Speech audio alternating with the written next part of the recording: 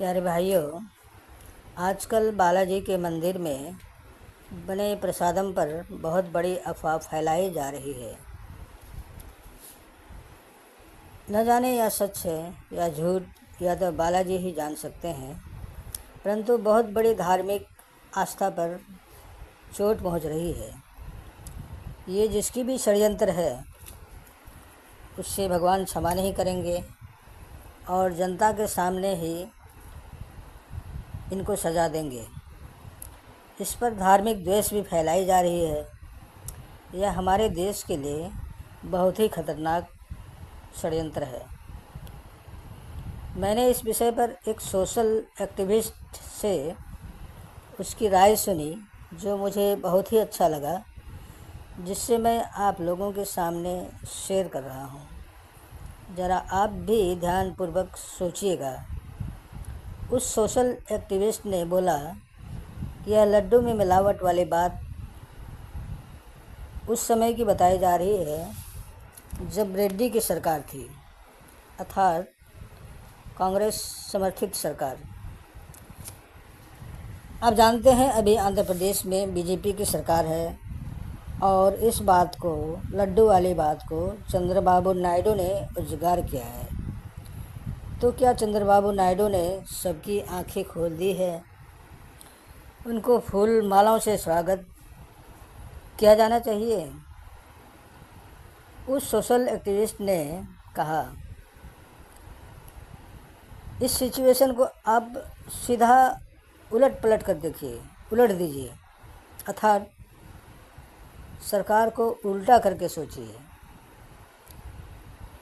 जैसे केंद्र में बीजेपी की सरकार है, अर्थात हिंदू राष्ट्र बनाने वाली सरकार, जो हिंदू राष्ट्र बनाने का दावा करती है।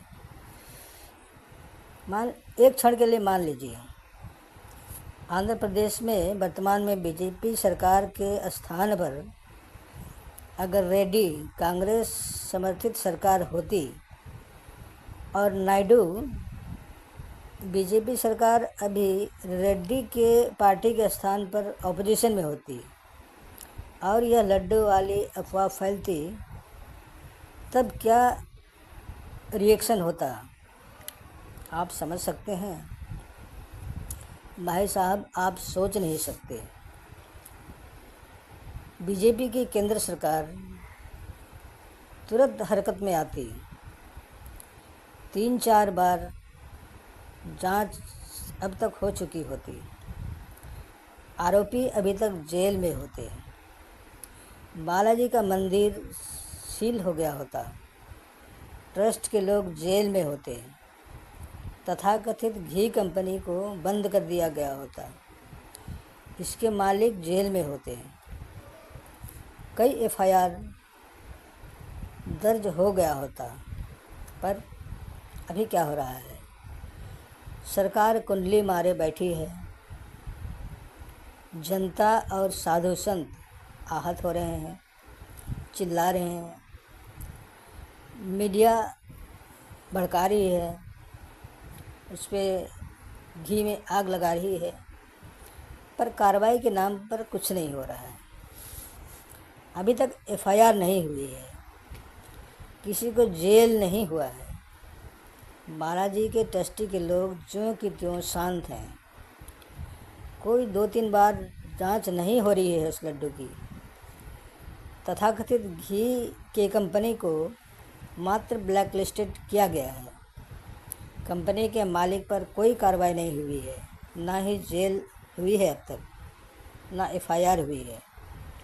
आप कहेंगे जांच तो हो रही है।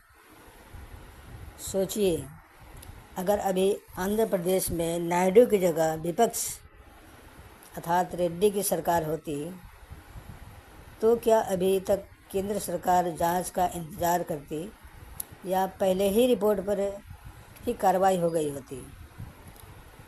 केंद्र सरकार शिथिल क्यों है? क्या जनता को लड़ने के लिए छोड़ दी गई है कि जनता स्वयं निर्णय करे? भाई, यह जनमानस की भावना है, तो तुरंत सरकार कोई ना कोई कार्रवाई तो सरकार को करनी ही चाहिए। कार्रवाई होनी ही चाहिए। आप जान लीजिए, न इसकी जांच होगी, न कोई कार्रवाई होगी, या ठंडे बस्ते में चला जाएगा।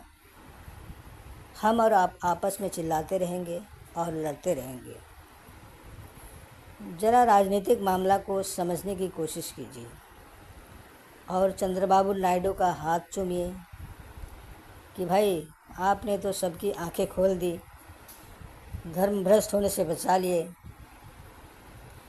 क्या आप जानते हैं कि रेड्डी और नायडू दोनों हिंदू बैकग्राउंड से हैं?